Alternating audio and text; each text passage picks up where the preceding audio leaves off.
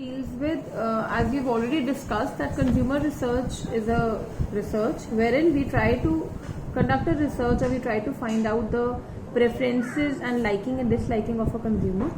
इसके अंदर there are many issues which were not covered in the previous chapter. For example, issues related to the nature of information search. दो type की information होती है, एक होती है इंटरनल सर्च, एक होती है एक्सटर्नल सर्च. इंटरनल सर्च का मतलब क्या होता है? जैसे supposingly you have to buy a iPhone for yourself. आप पहले इंटरनली आईफोन ही फोन फॉर योरसेल्फ, पहले आप इंटरनली पता करते हो अपने फ्रेंड्स, अपने फैमिली मेम्बर्स में सबसे पूछते हो कि कौन सा फ़ोन अच्छा है, किस बजट में आएगा, कहाँ से ठीक मिलेगा, उसके अंदर क्या क्या फीचर्स होंगे एंड स्टफ लाइक दैट.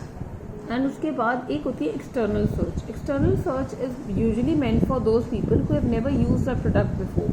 तो उसमें वो पहले ये पता करते हैं कि मार्केट में कौन से प्रोडक्ट्स अवेलेबल है. मार्केट में वो खुद जाते हैं, बार बार शोरूम में जाते हैं, न्यूज़पेपर देखते हैं, एड्स देखते हैं. उसके बाद they will try to decide that what product has to be purchased. Then we have, जैसे कुछ सर्चेज ऐसी होती हैं कि जिसमें आपको कुछ फर्दर सर्च करने की जरूरत नहीं है. For example, if you are not well, आपको लगता है आपको फीवर है, आपको पता है कि आप क्रोसिन लेते हैं, आप ठीक हो जाते हैं. कुछ लोगों को क्रोसिन सूट नहीं करती, वो पैरासीटामोल लेते हैं, ठीक हो जाते हैं. तो ऐसे के प्रोडक्ट्स के लिए they don't conduct any search, they simply purchase the old things, old products which they use to purchase. Then we have एक होता है अनरिजॉल्व प्रॉब्लम. अनरिजॉल्व प्रॉब्लम का मतलब ये होता है when qualities and contents of the product are not so clear. जैसे supposingly you want to buy something and आपको समझ में नहीं आ रहा आप क्या बाय करो, किस क्वांटिटी है, किस क्वालिटी का लो, then that is known as unresolved problem. एक होती है limited decision making. Limited decision making का मतलब ये होता है कि कई बार हम क्या करते हैं कि हमने जैसे एक चीज़ बाय करनी है, हमें पता है हमने उसी ब्रांड का लेना है, वो ही स्टोर से लेना है, और आप जाके ले आते हो. One, we have extended decision making. Extended decision making में क्या होता है कि हम एक चीज़ को हमने बाय करना है, हमने पहले एक जगह पता कर लिया वो चीज़ यहाँ पे, सपोजिंग अपने लैपटॉप बाय करना है, आपको ये पता चल गया आपको 30,000 का मिल रहा है. आप फिर उसके बाद और लैपटॉप की मार्केट्स में जाते हो या और भी सेक्टर में जाते हो या और भी पता करते हो कि उससे सस्ता मिल सकता है. तो उससे क्या होगा कि आप और उसमें सर्च करते रहते हो, that you might get at a lower price, और मे बी कोई और बेटर फीचर्स मिल जाएंगे. That is extended decision making. Extended चलता रहता है. Then we have external information. External information आप कहाँ से कलेक्ट करते हो? एडवर्टीजमेंट से, फ्रेंड्स, फैमिली, और मे बी डायरेक्ट एक्सपीरियंस से या एटीट्यूड एंड बिहेवियर से. Then we have yes ongoing search. Ongoing search का मतलब क्या होता है? कई बार हमारी search never ends. What happens is, जैसे सपोजिंगली एक क्रिकेट फैन है, कोई बंदा, he is very fond of cricket, तो वो क्रिकेट मैचेस भी देख रहे हैं, क्रिकेट के वो क्या करेगा, ऐड भी पढ़ता रहेगा, ऐसे की शॉप्स पे भी जाते रहेगा जहाँ उसने बाय कुछ नहीं करना, but just to keep himself updated about the cricket stuff, वो ऐसे के स्टोर में जाता रहेगा जहाँ पे क्रिकेट का सामान मिलता है. और then we have issues related the different types of required information. एक तो होता है कि हमें selection of an appropriate evaluation criteria. एक ना और चीज़ होती है, मे बी आगे आएगा वो टर्म. चलो, इसमें क्या होता है कि पहले तो वी नीड टू सी, जैसे अब आपने अपने लिए फ़ोन लेना है या अपने लिए आपने कंप्यूटर लेना है. एक तो होता है कि काफ़ी देर होगी जैसे आपने मार्केट विजिट ही नहीं करी, आपको पता ही नहीं आजकल क्या चल रहा है मार्केट में, नोट पैड चल रहे हैं या ज़्यादा हमारा कौन सी थिन वाला, एक वो रोटेट वाला लैपटॉप आता है वो वाला चल रहा है. You need to find out. तो उस केस में क्या होता है, एक तो हम सबसे पहले क्या करते हैं, हम अपने एंड पे पता करते हैं, अपने फ्रेंड से बात कर लिया, लोगों के एक्सपीरियंसेस सुन लिए, न्यूज़पेपर्स में पढ़ लिया, एड्स देख ली कि आजकल क्या चल रहा है. देन वी हैव उसके बाद हम उसमें डिटरमाइन करते हैं कि हमने सपोजिंगली अपने फ्रेंड से बात करी, आपके फ्रेंड्स ने आपको 5-6 ब्रांड्स बता दिए, IBM अच्छा है, HP अच्छा है, डेल अच्छा है और एप्पल अच्छा है. आपको उसने 4 ब्रांड्स बता दिए. जो आपको 4 या 6 ब्रांड्स बहुत सारे सर्वे के बाद पता चलते हैं, उसको कहते हैं अवेयरनेस सेट. मतलब आपको एक सेट ऑफ अवेयर डेटा आ गया, आपको अवेयरनेस हो गया कि ये 6 अच्छे ब्रांड्स अवेलेबल हैं. ठीक है, उसके बाद आप क्या करने लग जाओगे, उसमें से आपके फ्रेंड्स ने कह दिया यार एप्पल और HP का बहुत अच्छा है, तो ये 2 out of those best 6, 2 have been selected या 2 have been highlighted more by people कि भाई ये 2 ज़्यादा अच्छे हैं, एप्पल वाला और एक HP वाला. इसको हम कहते हैं evoked set. Evoked, EVOKED, evoked set. और कंसिडरेशन सेट। इसके अंदर क्या होता है, अब जैसे अगर हम एक और चीज़ है, जैसे सपोजिंगली आपको मैंने 6-7 ब्रांड्स बता दिए कंप्यूटर के, एप्पल, HP, डेल और मैनी अदर। उसमें से मैंने आपको ये बता दिया, या आपको काफ़ी लोगों ने बता दिया कि डेल का कंप्यूटर मत लेना, डेल में ना यहाँ पे सर्विस सेंटर अवेलेबल नहीं है। तो ये आप बिल्कुल ही इसको साइडलाइन कर दोगे कि मैंने डेल का तो लैपटॉप बाई नहीं करना।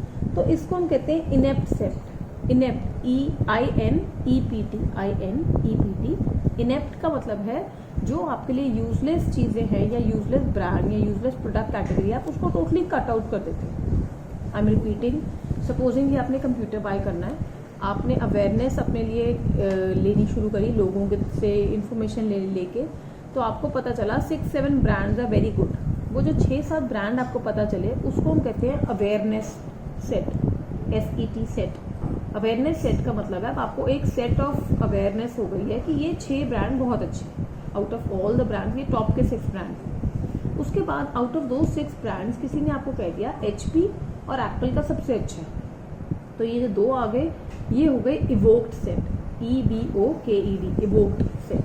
फिर उसके बाद मैं आपसे ये कह रही हूँ कि कुछ ऐसे के होंगे या तो आपको पर्सनली नहीं पसंद, आपको यार मैंने ये वाला नहीं लेना, मुझे सैमसंग का कहा है अच्छा है, आउट ऑफ दो 6 सब ने कहा है अच्छा है, बट सैमसंग के साथ मेरा एक्सपीरियंस नहीं अच्छा, या मे बी डेल किसी ने वैसे ही आपको कह दिया कि डेल का मत लेना, तो उसको हम कहते हैं इनेप्ट। इनेप्ट मतलब दोज ब्रांड या दोज प्रोडक्ट्स जिनको आप वैसे ही साइडलाइन कर देते हो due to your disliking. Disliking may be your own disliking और मे बी आपके रिव्यूज सुन के डिसलाइकिंग क्रिएट हो जाती है। इवोक्ड सेट मेनली हमारा एक छोटा कंपैरेटिवली होता है as compare to awareness set. Obviously awareness में 6-7 ब्रांड थे, इवोक में 2 आ गए, इनेप्ट में 2, 4, 5 जितने भी हो सकते। Then we have collection of data and alternative characteristics. Collection of data is also very challenging task. आपको ये देखना है कि इवैल्यूएशन करने के लिए एप्रोप्रिएट डेटा आपको कहाँ से मिलेगा कंज्यूमर मार्केट रिसर्च में। सेकेंडली इसमें पोटेंशियल सोल्यूशन मिल जाए, और collection of data alternate characteristics के साथ ही होना चाहिए। Difference between marketing research and consumer research. Marketing research में क्या है कि हम मार्केट को स्टडी करते हैं and we try to find out the opportunities and threats in the market relating to our products. Consumer research में हम कंज्यूमर को स्टडी कर रहे हैं कि हमने कंज्यूमर को कैसे ग्रैब करना है। Then we have different approaches in consumer research. एक होती है positivist approach. Positivist approach modernism भी कहते हैं इसको। ये बेसिकली हमारा cause and effect relationship study करता है कि अगर हमने एक अपने आप लैपटॉप्स बनाते हो, अगर आप ये कहो कि मेरे लैपटॉप में नया कोई फीचर ऐड करा है तो उसकी सेल्स का क्या इफेक्ट आएगा, राइट। कॉज या फिर हम उसका सिर्फ कॉज एंड इफेक्ट स्टडी करते हैं कि अगर हमारे लैपटॉप की सेल कम हुई है तो क्यों हुई है, we will try to find out the reason for the sale. Cause and effect के साथ हम we try to identify the problem, अगर हमारी जैसे सेल्स कम हुई है तो क्यों हुई है, and we will try to predict the future consumer behaviour, और उसको हम चेंज करने की ट्राई करते हैं। अगर आपको लगता है कि यार हमारी इसलिए सेल्स कम हो गई बिकॉज हमने एडवर्टीजमेंट्स कम करी, तो हम अब आगे से क्या करेंगे, एडवर्टीजमेंट के रेट थोड़ा सा बढ़ा देंगे। Got it. Then we have interpretivist approach. इसमें हम this is also known as post modernism और एक्सपेरिमेंटल अप्रोच। इसका मतलब ये होता है, ये बहुत सब्जेक्टिव है, इसमें हम ये मान के चलते हैं कि कोई कॉज एंड इफेक्ट नहीं होता। इन्होंने ना बेसिकली डिफरेंट अप्रोच दी थी कंज्यूमर्स को स्टडी करने के लिए। एक अप्रोच फेल होती है तो हम दूसरी अप्रोच ले आते हैं। तो उन्होंने कहा कि ज़रूरी नहीं है कि हमेशा कॉज एंड इफेक्ट रिलेशनशिप होता है। Consumer behaviour is very unpredictable. हो सकता है कंज्यूमर क्यों बिहेव कर रहा है, यू नेवर नो। कई बार कंज्यूमर आपका brand all together without any reason buy करना बंद करता है। He was satisfied with your product, he like your product, but he is not buying your product due to any reason. Then इसमें इन्होंने ये भी कहा था कि इसमें assumptions ये हैं, 1 एवरी कंज्यूमर इज यूनिक। आप कोई भी स्टेटमेंट को जनरलाइज नहीं कर सकते कि अगर एक कंज्यूमर ऐसे बिहेव कर रहा है तो जरूरी नहीं कि सारे कंज्यूमर वैसे ही बिहेव करेंगे। सेकेंडली इसमें कभी भी कोई पैटर्न नहीं होता कंजम्पशन में। ज़रूरी नहीं है कि हमेशा जब भी आप प्राइस बढ़ाओगे तो सेल कम हो जाएगी, ऐसा नहीं है। अब एप्पल के फ़ोन्स आए थे, 1,12,000 का था एप्पल जो 11 सीरीज आई थी। एवरीबडी परचेज इट लाइक है, एवरीबडी वाज एक्सपेक्टिंग कि इसकी price will be very high तो लोग नहीं बाय करेंगे, बट ऐसा कुछ नहीं हुआ। It is not necessary that always a pattern will be observed in consumer buying behaviour. Thirdly they said कि कभी भी आप इसको मेजर नहीं कर सकते हो कि कंज्यूमर कैसे बिहेव कर रहा है, you can not quantify it. Then we have difference between the two. Positivist जो अप्रोच है वो कॉज एंड इफेक्ट रिलेशनशिप पे है, जो इंटरप्रिटिस्ट है ये कॉज एंड इफेक्ट पे नहीं है। ये हमेशा ये कहती है कि हर कंज्यूमर डिफरेंट है, उसका पैटर्न कुछ नहीं होता, उसका बिहेव करने का कोई रीज़न नहीं होता, and you can never predict his behaviour. Current approach is known as dialectical approach. Dialectical approach is a very broad concept. One, इसमें इन्होंने ना 4 अप्रोचेस और डाल दी थी। एक तो होता है मटेरियलिज्म अप्रोच। मटेरियलिज्म का मतलब ये है कि हर बंदा, every person is running after money, materialistic बहुत ज़्यादा है, उसको ही need to possess everything. Second, change approach. It was said that every consumer wants change, वो ट्रांसफॉर्मेशन चाहता है, इसलिए कंज्यूमर का पैटर्न चेंज होता रहता है। Thirdly, totality approach. टोटलिटी का मतलब ये है कि कंज्यूमर जो भी बिहेव कर रहा है वो अपने आप इंडिविजुअली नहीं बिहेव कर रहा, उसका behaviour is dependent upon his factor as well as environmental factors. Then we have contradiction approach. Contradiction में कई बार क्या होता है that you went to the market, supposingly you want to buy a product, आपने सोचा हुआ था मैंने डेल का लैपटॉप लेके आ जाना, वहाँ पे जाके आपका मूड चेंज होता है, that is a contradictory thing. You never no emotions, moods और एनीथिंग जो जिसके करके कंज्यूमर बिहेवियर चेंज हो जाएगा और बहुत अनप्रिडिक्टेबली वो बिहेव कर देता है। Different research perspectives. One is decision making perspective. Decision making में क्या है कि वो ये कहते हैं कि एक कोई प्रॉब्लम आती है ना, उसके लिए लॉजिकल पहले सोचो and then find a solution for the same. हर चीज़ पे आप सेम वो नहीं लगा सकते हो। Then we have experimental perspective. इसमें वो ये कहते हैं कि आप अपनी जो भी buying result from a consumers हैं उसकी डिज़ायर और फैंटेसी से, मतलब कंज्यूमर्स ज़्यादा फीलर्स हैं, उनको let them feel what they want, let them think what they want. एक minute. We have behavioural influence perspective. Behavioural influence perspective का मतलब ये है कि इस केस में वो ये कहते हैं कि कंज्यूमर के बिलीफ और एटीट्यूड से बड़ा फर्क पड़ता है। कंज्यूमर क्या बिलीव कर रहा है, क्या उसका एटीट्यूड है, उस पर बहुत फर्क पड़ता है, how will he behave. Then we have problems and complexities in consumer research behaviour. One is improving consumer behaviour research. एक इसमें ये कहा जाता है कि आपको ये देखना है कि बिना मतलब आपने कंज्यूमर के लिए नए नए फैक्टर्स नहीं लाते जाना, पहले आप you need to try to find out कि कंज्यूमर जो बिहेव कर रहा है क्यों कर रहा है, what is the factor which needs to be controlled. कई बार आप ओवर एडवर्टाइजमेंट कर रहे हो, वो सुन सुन के ही थक जाता है। कई बार वो कंज्यूमर इसलिए अजीब बिहेव कर रहा है या उसको हमें सर्विस अच्छी नहीं दी या आपके सेल्स पर्सन ने अच्छा वो बिहेव नहीं करा, तो you need to find out the exact reason why the consumer is behaving in that way. Only that factor need to be controlled. आपको सारा perspective change करने की जरूरत नहीं है। Then we have establishing research priorities. Research priorities में वो ये कहते हैं कि सबसे पहले आपको ये देखना है कि कंज्यूमर बिहेवियर में आपके लिए सबसे important point as a marketeer क्या है, आपके लिए क्या इम्पॉर्टेंट है कि सेल ज़्यादा हो या गुडविल ज़्यादा हो। पहले आप अपना प्रायोरिटाइज करो area. Secondly, you need to find out the phenomena, किस फिनोमिना को आपको इन्वेस्टिगेट करना है, आपको अपना सेल्स फिनोमिना स्टडी करना है, आपको अपना क्वालिटी एस्पेक्ट स्टडी करना है, what all things you need to study. Then we have overcoming variable and construct problem. इसमें ये कहते हैं, you understand the meaning of dependent and independent variable. Dependent variable जैसे होते हैं okay, the purchase of a branded good is dependent upon many factor. तो branded good is a dependent variable, independent variable, और it is dependent upon many factor. The dependent variable कौन आ गया इसमें? Income, occupation, your status, your level of what you say education, उस पर depend करता है। तो this purchase of branded good is dependent upon many factors, those factors are independent factors. Income एक अलग फैक्टर है, एजुकेशन एक अलग फैक्टर है, but purchase of branded good is a dependent factor. ठीक है, अब वो ये कहते हैं वेरिएबल एंड कंस्ट्रक्ट प्रॉब्लम में कि कभी भी आपको अगर स्टडी करना है, अगर आप डिपेंडेंट और इंडिपेंडेंट वेरिएबल्स को प्रॉपर्ली स्टडी नहीं करोगे तो आपके पास डिजास्टरस रिजल्ट्स आ जाएंगे। आपको पता होना चाहिए कि डिपेंडेंट वेरिएबल कौन सा है और इंडिपेंडेंट वेरिएबल कौन सा है। Then we have developing a replication tradition. Replication tradition का मतलब ये होता है कि एक ही चीज़ का कई बार क्या होता है, लो वैल्यू रेप्लिकेशन बहुत होती है हमारे वर्ड्स की, हम बार बार एक ही वर्ड यूज़ करते हैं। कई बार वो एक ऐसे का वर्ड जो हम बार बार रेप्लिकेशन में यूज़ कर रहे हैं उसका इम्पैक्ट बहुत ज़्यादा हो जाता है और बाकी वर्ड्स का इम्पैक्ट खत्म हो जाता। तो you need to be very cautious while promoting your product that which replication of words is being doing has been done by you.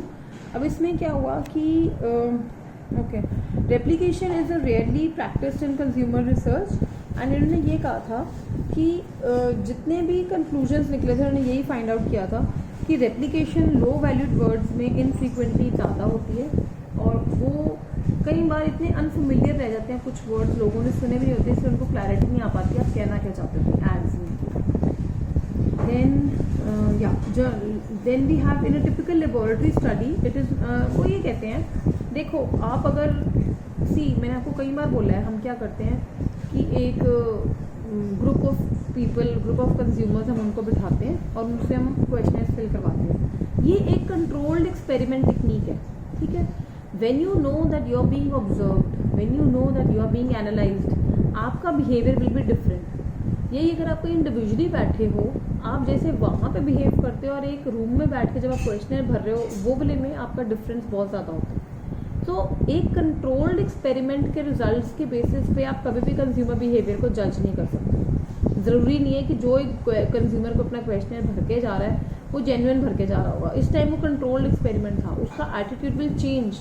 Y? Because he is sitting in a close room, he knows that he is being analysed, he knows he is being observed. So his analysis, your analysis can go terribly wrong at the time.